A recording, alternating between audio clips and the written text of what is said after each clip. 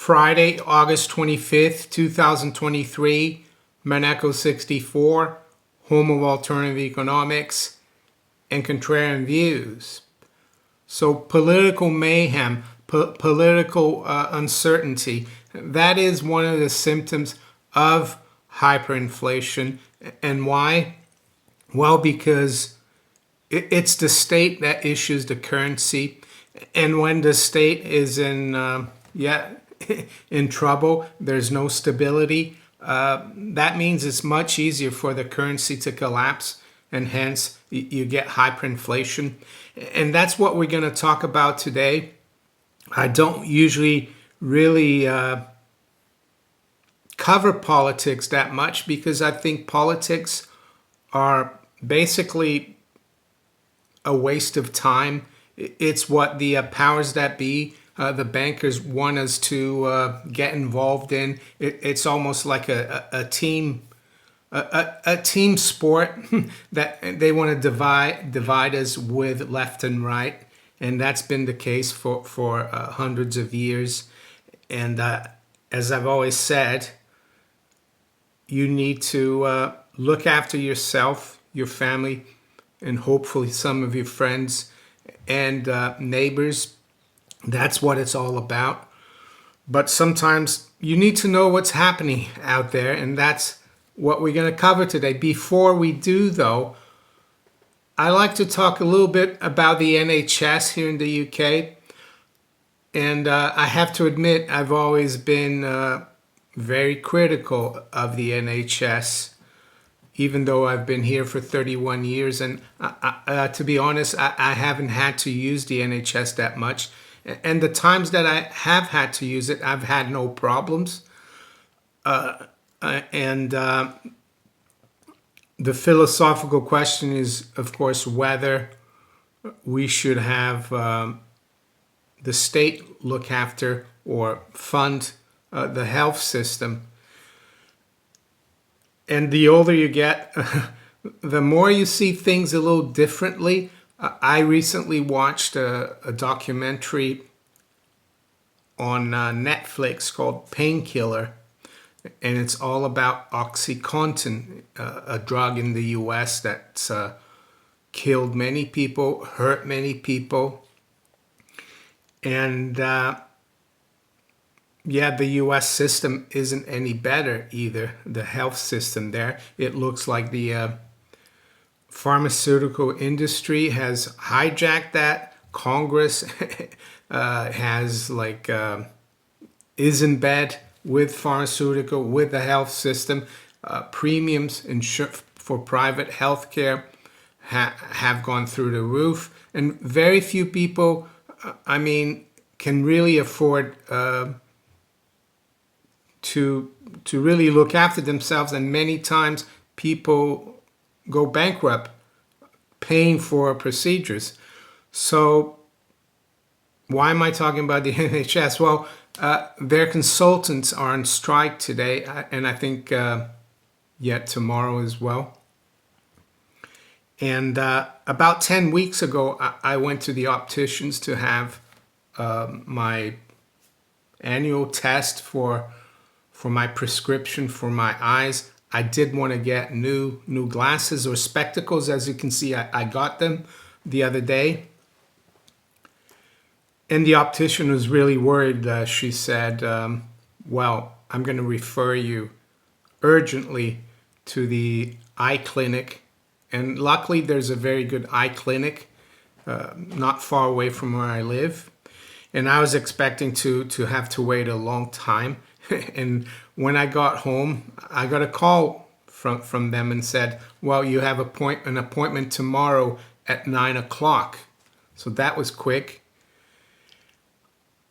And what they found out is that my right eye, which has given me troubles over the years, the pressure was very high and it could evolve into glaucoma. So they gave me eye drops to take. And then the pressure went down, and we've been monitoring it for the last couple of months. And eventually I saw the glaucoma consultant consultant, and she was very nice. And she said, I think you need to operate on your right eye because you can't keep putting eye drops in all the time. And originally she set the date for the 25th, which is today.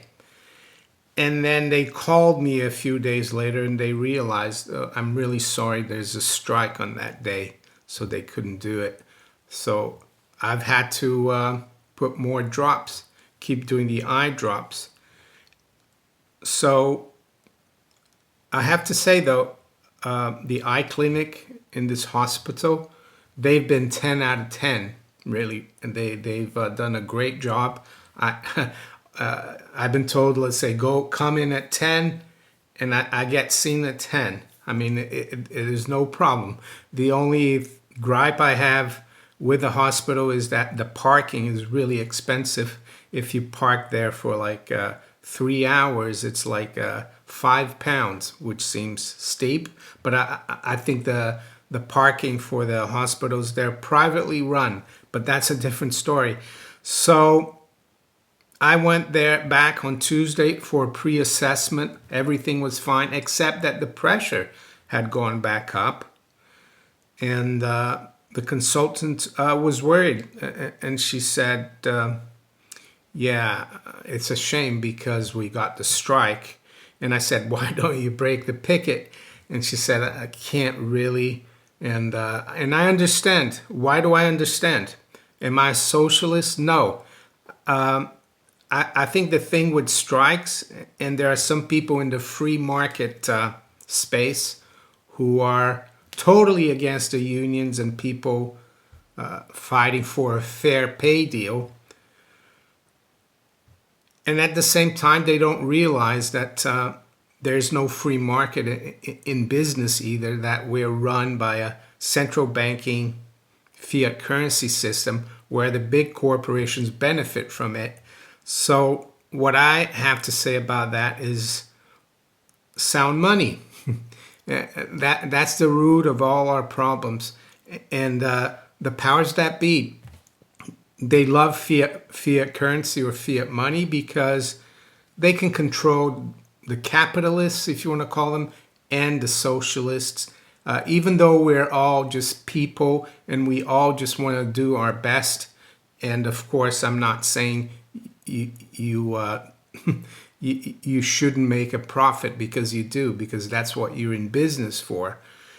And yeah, that's unfortunate, and I can understand, because that consultant that's seeing me and is going to operate on my eye, she's got her own family, she's got to look after them, and she's getting paid in devalued currency. And I just wish that the trade union people would bring that question of sound money back. I think in the 19th century, they were all for sound money, because that means the work that they do is compensated fairly. So that's what I want to say about the NHS. And of course, my experience has been good. And I know that there are people out there who have had bad experiences, but at the same time, you only hear about the bad experiences in the news. So I wanted to come out and say that they've been good. I will have my operation early September, and it's nothing very serious. It's a local anesthetic, and the only thing is that I will probably have to rest for 3 weeks or so. Won't be able to play golf, but it's not the end of the world, right? Your health is more important. So that's what I wanted to talk about before we move into the political mayhem, political chaos. And if you go into my hyperinflation files, I've done many videos there. I've spoken about this not just in revolutionary 1790s France, but also in the early 1920s, post-World War I Germany. There was political mayhem. And of course, the seeds of this political mayhem that we have now have been planted for many decades, I think, and it's culminating right now. It's coinciding with the fourth turning as well, where you have political mayhem. And yeah, so what am I talking about here? Well, about the fact that Trump surrendered to the Fulton County Jail in Georgia on state charges. I thought that was ridiculous. They're accusing him of trying to interfere or question the election, which is not a crime, of course. If that was the case, then Bush and Dick Cheney, or Darth Vader, they should have gone to jail back in 2001, because they questioned the election result in Florida. Do you remember the hanging chads, if you're old enough? But of course, George Bush Jr., or Shrub, his little brother Jeb was the governor of Florida. So basically the Supreme Court gave Bush and Cheney the presidency, and that was constitutional. So all President Trump has done in Georgia is question the integrity of the election in Georgia, and they want to charge him. You know, they want to find him guilty. I don't know what the sentence will be, but I think it's pretty outrageous. And also Hillary Clinton. She's been questioning not just she questioned the 2016 election. She drummed up these Russia hoax charges, which have been found to be, of course, ridiculous. So that's what I'm trying to say here. This is a symptom of currency collapse. And it always happens like this. You get, there's other symptoms, of course. It's not just political. There's the massive amounts of debt that the country has. There's currency debasement, inflation. There's the division amongst the public.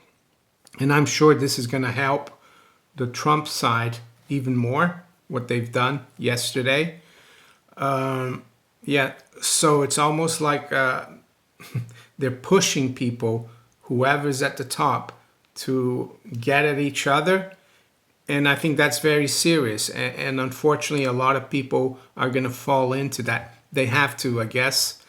But what does one do in this situation? Well, we know what happens in a currency collapse. Hopefully, you know by now, after listening to me for years, or if you haven't. Basically, a currency collapse means that the public doesn't want to hold that currency, so the demand for that currency drops massively.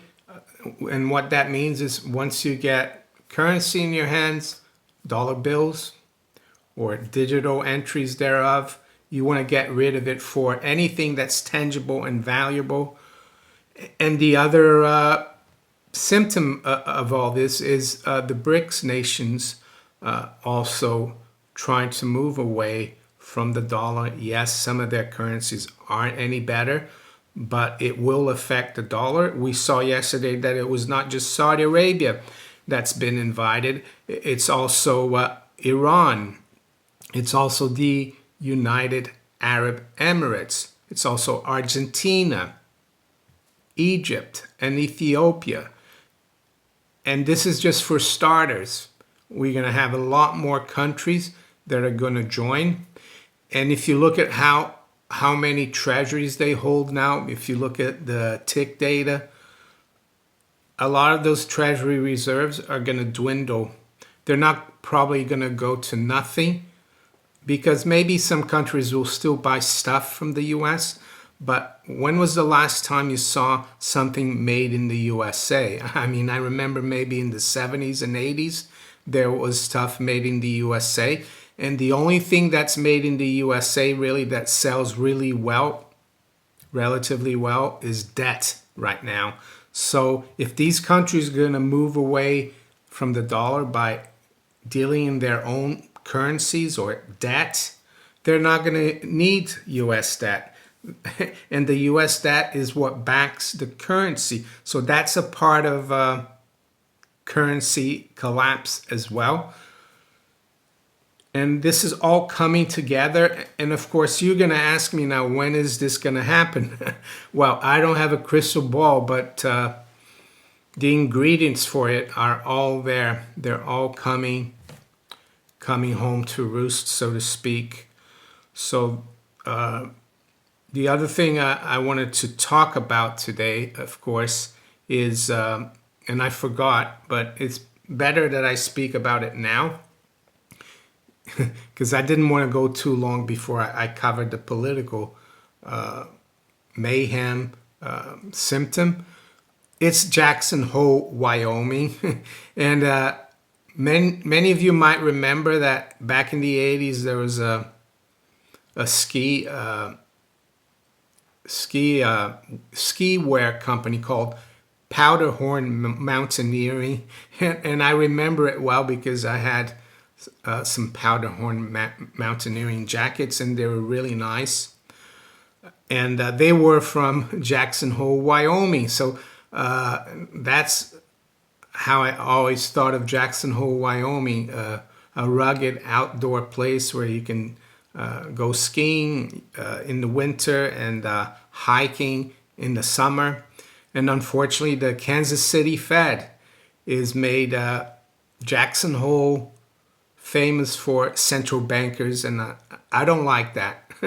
So today, Jay Powell will be speaking at 10:05 Eastern Time at the Jackson Hole Symposium of Central.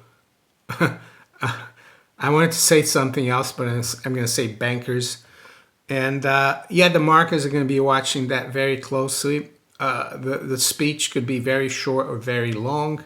And a lot of people expect him to give some kind of clue as to where policy will go, monetary policy. Some people are saying that he's going to say that his rates are going to stay higher for longer.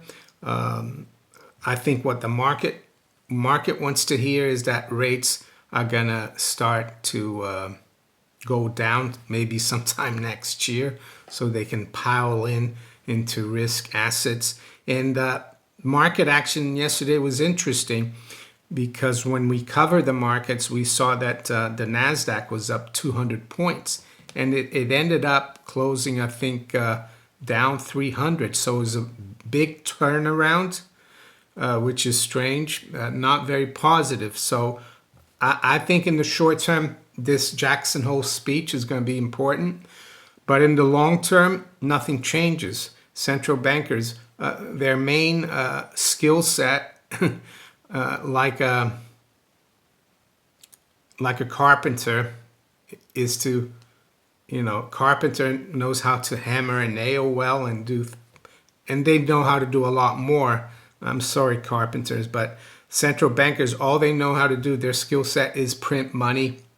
They can't keep deflating forever, because that would be the end of them. So that's what I wanted to let you know about Jackson Hole, Wyoming Symposium. So with that, let's quickly look at where the markets are this morning. So it's 8:53 a.m. London time. We've got spot gold at 1914. It's down just over $2.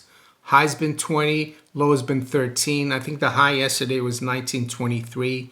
So, yeah, it took a bit of a breather, but I noticed that the pound and the euro dropped. The pound especially dropped quite a bit. So in those currencies, gold went up quite nicely. Silver is unchanged right now, 24.10. High's been 18, low's been 23.98.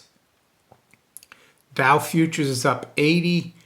NASDAQ 100 is down 18, and the S&P is up 5.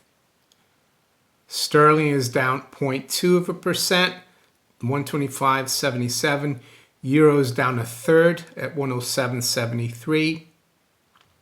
The dollar is unchanged versus the yen, but it's almost near 146. And I had a look yesterday. The price of gold in yen is almost at an all-time high. It's around 280,000. The dollar yuan is at 729. It's up a 0.15%. Let's look at the ruble. Yeah, dollar is up slightly. It's at 94.50 versus the ruble. Nothing to write home about there. The Aussie dollar is unchanged, 64.17. The dollar is unchanged versus the Canadian dollar, 135.85. And the Kiwi dollar is down 0.25% at 59.05. To the commodities, WTI crude is up 0.75%, 79.56. Brent is up 0.75 at 83.55. Platinum is up $4, trading around 942. High-grade copper is up 0.5% at 381. So we'll quickly go to the bond markets here. The 10-year yield is up 2 basis points at 425. The UK 2-year gilt yield is up 7 at 503. The 10-year is up 6 at 448. And the 30 years picked up 6 basis points and is at 470. So with that, I'm going to wish you all a very good day and a very good weekend. Take care. Bye.